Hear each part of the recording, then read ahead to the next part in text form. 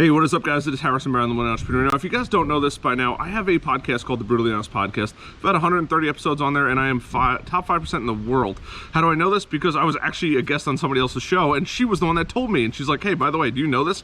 I had no idea. And I've helped a lot of people in the past set up podcast studios, set up podcasts, and 9 times out of 10, they all fail. Actually, I would say 10 times out of 10, they all fail, right? And they all fail for a couple different reasons, and I want to cover those things. Number one is they're doing it for the wrong reasons. They're starting a podcast for the sole purpose of they want to be able to show other people, hey, I have a podcast, go check it out, right? These are all things that most people just kind of blow past or don't even really care about. That's a major problem. Your podcast ultimately is for one person, and that's you. That's why Joe Rogan and all of these massive shows are so powerful and growing rapidly, right? Because they're made for one person. They're made for Joe Rogan. Now, he uses that as an avenue to grow his business and all that kind of stuff and promote different products.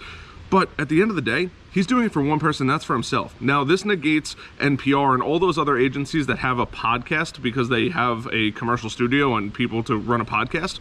But for the majority of you guys watching this, right, your podcast is probably not as successful as you want it to be because you're making the show for other people. You're making the show about, your audience and for your audience, which is great. But at the end of the day, the audience doesn't really care. They want to know that you really enjoy your show. So number one is actually enjoy what you're doing and just focus on that. That is so incredibly important. I mean, I cannot stress it enough because 9 times out of 10, most people just focus on like, oh, is this person going to be a good interviewer, or is this person going to give me good questions or give me good answers and things like that? There's a million business podcasts out there. There's a million every podcast out there. But what makes yours different? Do you have a lot of fun on your show? What makes it totally different than anybody else's, right? On my show, I interview, higher, harder to get to individuals. But at the end of the day, we have drinks on the show. We hang out. We become really good friends.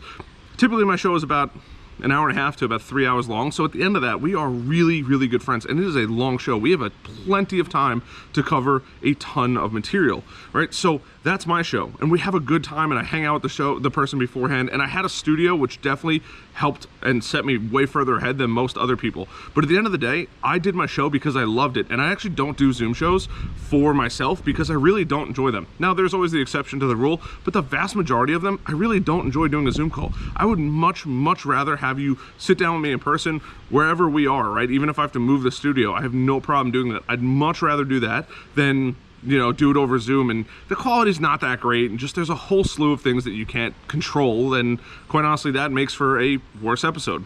Number 2 is you didn't do any research on your person that you're interviewing. 9 times out of 10, and you're interviewing somebody that you may or may not have ever even heard of, or if you have heard of them, you've done little to no research on them. I have actually, out of the probably 20 now podcasts that I've been a guest on, I've probably been on 2 that actually took the time to go do homework about me.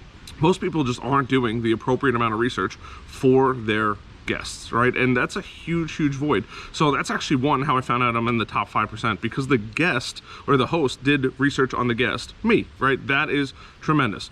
Number 2 is they're going above and beyond, and they're asking really in-depth questions, not just like, oh, how'd you get started? I can't tell you how many times I've probably answered that question like 30 or 40 times now between my own show and other people's shows. Now, my own show, it's totally different. That person may or may not have done research on me, but if I'm inviting or being invited to be on somebody else's podcast and they don't do any research on me, kind of lowers the podcast, honestly. It lowers my standards because they didn't take any time to do any homework on me. Now, I also work with a publicist who helps get me on other people's shows and sends them information, but it's ultimately up to the host to go do that research. Now, I did a lot of research on my guests during my show and before my show. And how did I do this? I usually had a sit-down interview with them long beforehand. So maybe it was 15 minutes, 30 minutes. And if I didn't have an interview, chances are pretty good I met them out somewhere. So if it was a bar, or if it was a networking meeting, or if it was, a networking group, or maybe it was a phone call or a Zoom call, there was a slew of different things that I did to make sure that I was ready to be able to not only 1, ask questions, but 2, have that level of comfortability. That way, when I do go on the show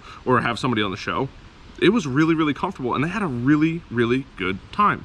Number 3, entertain your guests. Focus on your audience, but ultimately your guest is the whole reason why you have that show. Now, for people that have solo shows, disregard this completely, this whole section right here.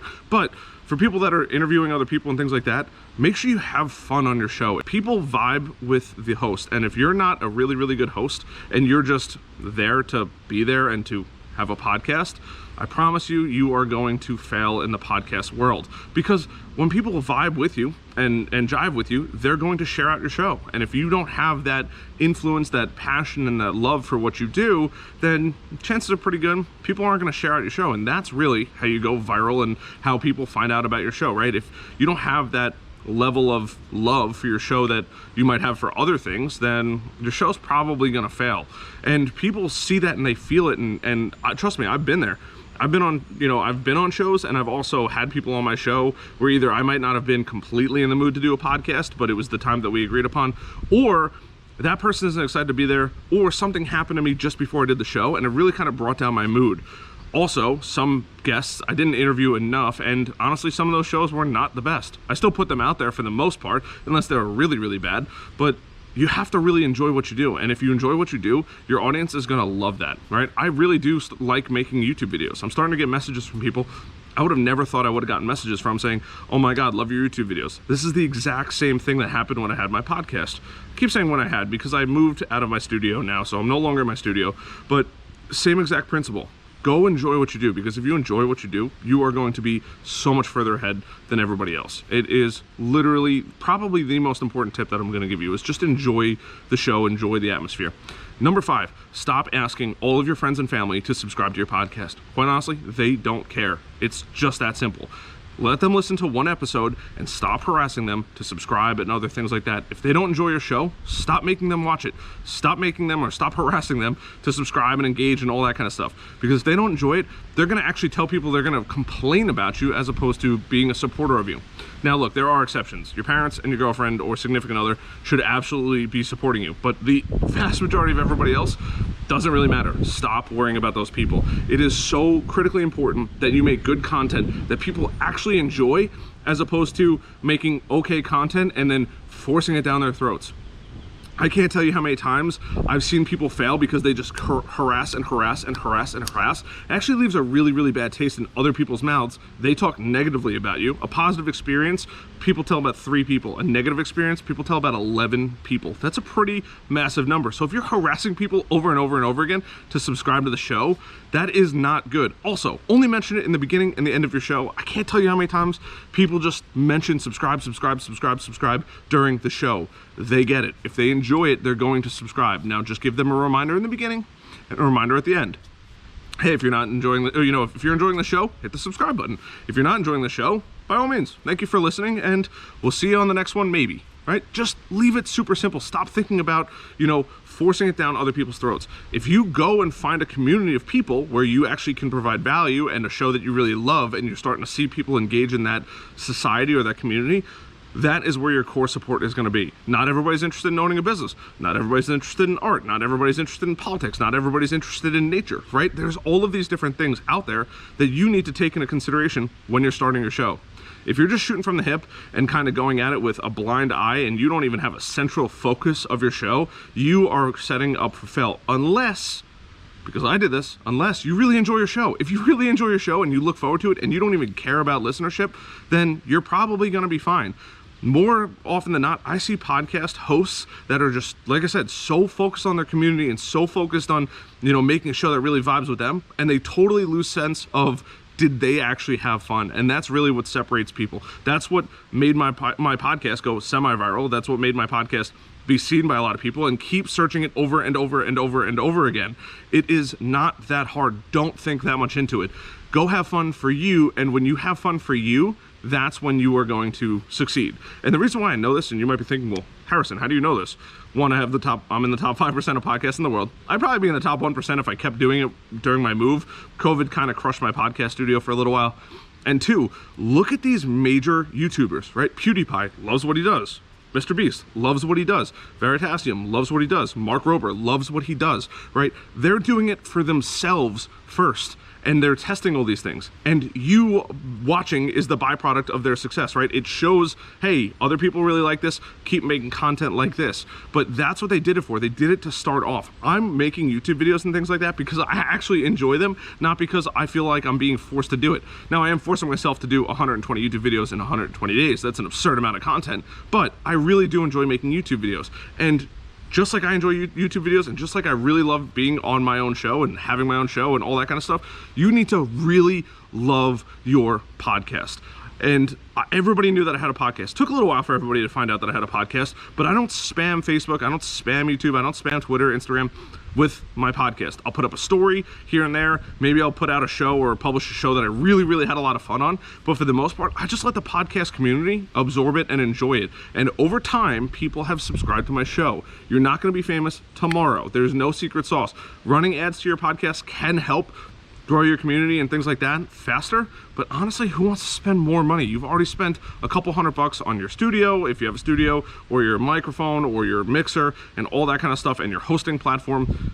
Think about it, right? Just spend time and energy and effort on it, and really love what you do, and the rest all just comes from it. That is the secret to your podcast, is you loving it. I literally cannot hammer that home enough, because so many people just don't care enough about their podcast, and it blows my mind. Care about your podcast, show people that you love your podcast, and that is the exact thing that you have to do to get people to listen to your podcast, right? People want to listen to people enjoying what they do, having fun, and all that kind of stuff. Like I said, the YouTube channels, that's the exact same thing with the podcast. And when somebody plays it and they're in the car and they're like, oh, that's kind of funny, right? Okay, great. The other person might enjoy it. Or, hey, dude, you got to check out this podcast. This person interviewed this. It was hysterical. Or it was so much fun. Or, wow, I learned so much. Instead of, how'd you start your business? When did you start your business? Why did you start your business? What made you quit your job? How long ago did you quit your job? What got you interested in this? Why did you do this? Why did you name it this? Like, those are the most generic questions on the face of this earth. Go find interesting questions to ask your guests. What is their favorite color of soda, right? Something totally unique. What is their favorite flavor of crayons, right? Something you're like, wait, what? Right? It gets them out of the, I started my business 3 years ago because I really didn't like, the way things were going at my old company. No. Like, oh my God, wait, what? My favorite, no, I meant your favorite color of crayon, right? Like, make it fun, make it enjoyable, make it this experience that guest is totally caught off guard, because that's what's going to cause them to, take their armor plates off and really open up to you. That is one of the secrets to having really good interviews.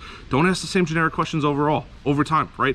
Go dig through their Instagram history. Go watch a couple of their Instagram videos or the YouTube videos and really find, like, hey, why did you decide to do this? This is not normal for you, or whatever it is, right? Like, just do your homework. Honestly, if I can give you guys one last piece of advice when you guys leave here, is go look at the show Hot Ones.